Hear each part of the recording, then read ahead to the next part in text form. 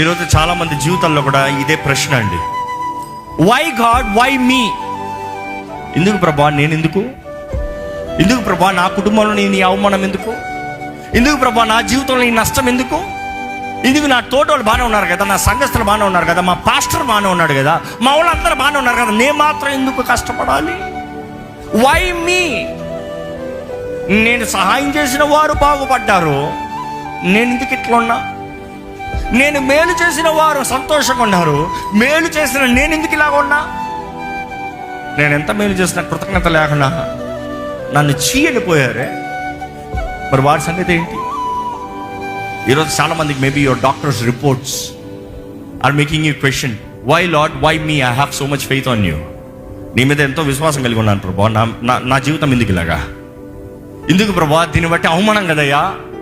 నాకెందుకు ఈ క్యాన్సర్? నాకెందుకు ఈ కిడ్నీ ఫెయిల్యూర్? నాకెందుకు ఈ హార్ట్ డిజీజ్? నాకెందుకు ఈ ప్రాబ్లం? Why me? నేను నిన్ను మేము స్తుతిస్తున్నాం కదా, సేవిస్తున్నాం కదా, ఆలయానికి వస్తున్నాం కదా, ప్రార్థన చేస్తున్నాను కదా, నేను గణపరుస్తున్నాను కదా, వై మీ? అలాంటి ప్రశ్నలు ఉన్నవారైతే మీరు ఒకటి జ్ఞాపకం చేసుకోండి, మీ దృష్టి అంతా ఒకటే, క్రీస్తుని వెంబడించాలి. మీ జీవితంలో ఆయన అనుమతి లేనిది ఏది జరగదు. ఆయన అనుమతించాడంటే ఆయన మహిమ కొరకు మాత్రమే నమ్మేవారు. హల్లెలూయా చెప్తారా?